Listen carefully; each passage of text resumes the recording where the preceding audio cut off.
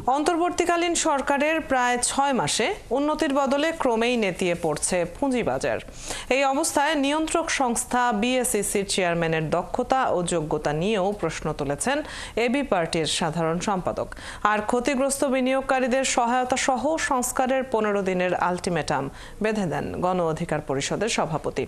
দুপুরে ক্ষতিগ্রস্ত বিনিয়োগকারীদের প্রতিবাদ সমাবেশে ১১ দফা দাবি তুলে ধরেন বিনিয়োগকারীরা। বিস্তারিত রিয়াদ সেজানের প্রতিবেদনে। পতিত আওয়ামী লীগ সরকারের বিদায়ের প্রথম সপ্তাহে পুঁজিবাজার ছিল বেশ চাঙ্গা, কিন্তু তারপর থেকেই প্রায় প্রতি সপ্তাহে কমেছে লেনদেন, হয়েছে সূচকের পতন, আর বাজার হারিয়েছে মূলধন।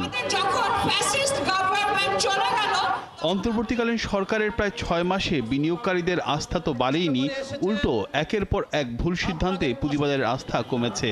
নিয়ন্ত্রক সংস্থা বিএসইসির চেয়ারম্যানের যোগ্যতা নিয়েও প্রশ্ন তুলে চেয়ারম্যানের পদত্যাগ সহ ১১ দফা দাবি জানান বিনিয়োগকারীরা। শেখ হাসিনার আমলে ডিসি ছিলেন এবং বিভিন্ন বিভাগের বিভাগীয় কমিশনার ছিলেন এবং সচিব ছিলেন নির্বাচনের আগে, তারা এখন পর্যন্ত সচিবালয়ে কাঁপাচ্ছেন। আমরা যে নতুন বন্দোবস্তের কথা বলছি, সেই বন্দোবস্ত করার জন্য যে সংস্কার প্রয়োজন, সেই সংস্কার যেন তারা করেন। ভালো ভালো আইপিও আনবেন। কোনো আইপিও এনেছেন এ পর্যন্ত? ৬ মাস পার হয়ে গেল।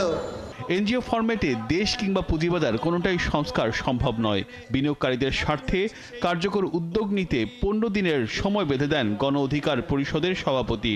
যারই চেয়ারে বসান, ক্ষমতায় বসান, জমিদার হয়ে যায়। অন্যের কথা শোনার তাদের আর আগ্রহ থাকে না। আমরা পরিষ্কারভাবে বলতে চাই, আগামী ১৫ দিনের মধ্যে এই ক্ষতিগ্রস্ত বিনিয়োগকারীদের বিষয়ে সরকার, সিকিউরিটি এক্সচেঞ্জ কমিশন কিংবা আরও যে সমস্ত প্রতিষ্ঠান রয়েছে, তারা কি কার্যকর পদক্ষেপ নিয়েছে আমরা সেটার আপডেট দেখতে চাই। আগের কমিশনের পথেই হাঁটছেন নতুন কমিশন। পুঁজিবাজারের পতিত সরকারের সুবিধাভোগীদের পদত্যাগের দাবি জানান এবি পার্টির সাধারণ সম্পাদক। যেই রাশেদ মাকসুদের জায়গা হবার কথা ছিল জেলখানাতে,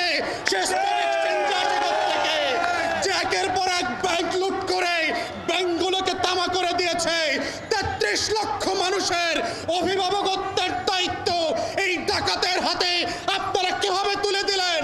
এইটা কোনোভাবে গণমানুষের সিদ্ধান্ত হতে পারে না। সমাবেশের বক্তারা আমলাতান্ত্রিক জটিলতায় সকল ইতিবাচক উদ্যোগ ভেস্তে যাচ্ছে, ক্ষমতায় গিয়ে সবাই একই পথে হাঁটছে বলে অভিযোগ জানান। এবং আমার বিনিয়োগকারী রিয়াজ সেজান, ৭১, ঢাকা।